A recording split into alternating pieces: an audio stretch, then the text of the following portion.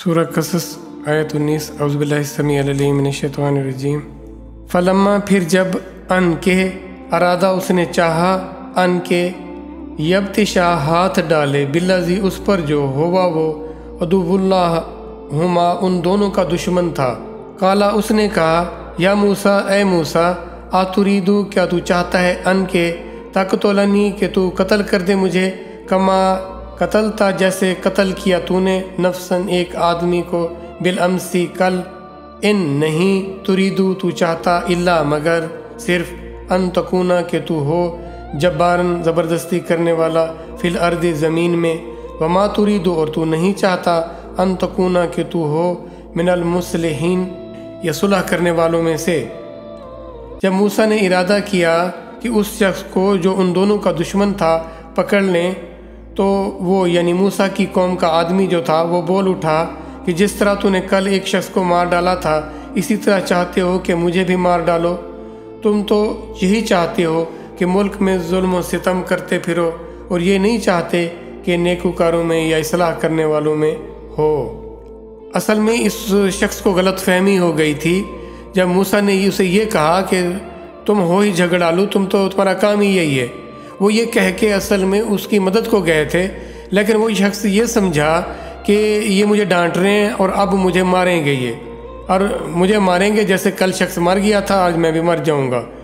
تو وہاں پر یہ بات سن لی جاتی ہے اور یہ بات پہنچا دی جاتی ہے، فرعون کے دربار میں پہنچ جاتی ہے۔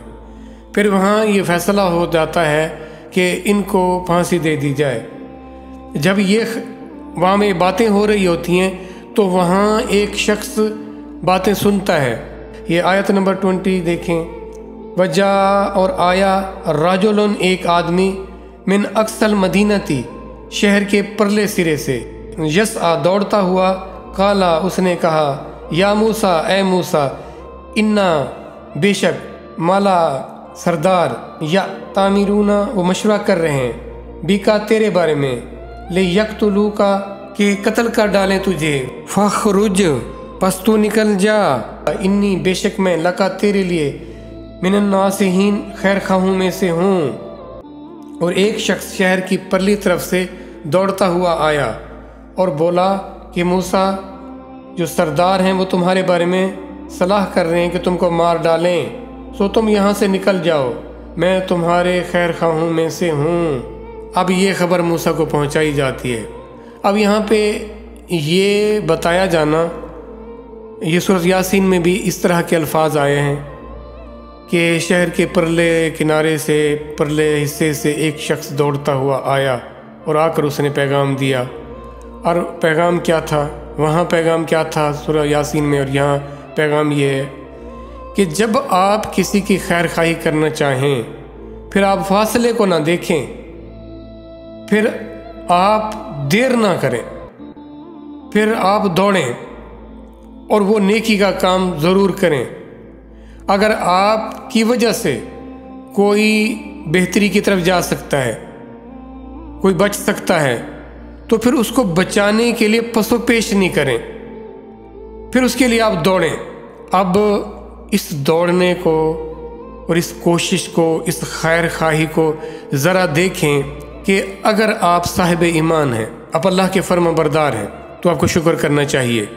اور آپ دیکھتے ہیں کوئی اور اللہ کا نافرمان ہے، وہ فسق کفر شرک میں مبتلا ہے، گویا کہ وہ جہنم کی طرف جا رہا ہے، ہمیشہ ہمیشہ کی بدبختی، ہمیشہ ہمیشہ کی رسوائی اور ہمیشہ ہمیشہ کے عذاب کی طرف جا رہا ہے، اور آپ ٹس سے مس نہ ہوں، یہ کوئی خیر خواہی نہیں ہے۔ دوڑیں،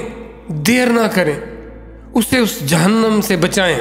اس کے کفر سے، اس کے فسق سے، اس کے شرک سے اسے بچائیں۔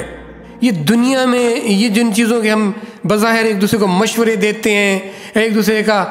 حال احوال بانٹتے ہیں، دوسروں کو موقع دیتے ہیں کہ وہ اللہ کی ناشکریاں کریں، غیبت کریں، یہ کوئی خیر خواہی نہیں۔ اپنا وقت، اپنی انرجی لگائیں دوسروں کی حقیقی خیر خواہی میں، اور دیر نہ کریں، اپنے اپنے کاموں میں، اپنے اپنے کھانے پینے چیزیں ان معاملات میں لگے رہیں، اور وہ جو حقیقی کام ہے اس کی فکر نہ کرنا قابل گرفت ہے۔ یہ ہم نے انسانوں کو وہ اہمیت نہ دی جو ہم نے برتنے کی چیزوں کو دی۔ پھر ان برتنے کی چیزوں کو جمع کرنے کے لیے، مال کو جمع کرنے کے لیے ہم نے انسانوں کی خیر خواہی چھوڑ دی، سوائے اللہ کی بندگی اور آخرت کی فکر، کہ آپ آپس میں کچھ ڈسکس نہ کریں، طے کر لیں بات کرنی ہے تو یہی کرنی ہے، اس کے سوا کچھ بھی نہیں کرنا یا کہنا۔ اللہ نے آپ کو بہت قیمتی مہلت دی ہے، اور آپ اللہ کے حضور جا کے اپنی رپورٹ دیتے ہو کہ جو میں نے الفاظ کہے اللہ تیرے لیے کہے تھے۔ اب اس میں دنیا کی فضولیات کو آپ ڈسکس کریں اور پھر جا کے نماز میں اللہ کو رپورٹ سبمٹ کریں کہ جو میں نے الفاظ کہے تیرے لیے کہے، تو یہ تو سراسر جھوٹ بولا ہم نے۔ لیکن ہمیں کوئی پتہ ہوتا ہے کہ ہم اللہ کے حضور بیٹھے یا کھڑے کہہ کیا رہے ہیں؟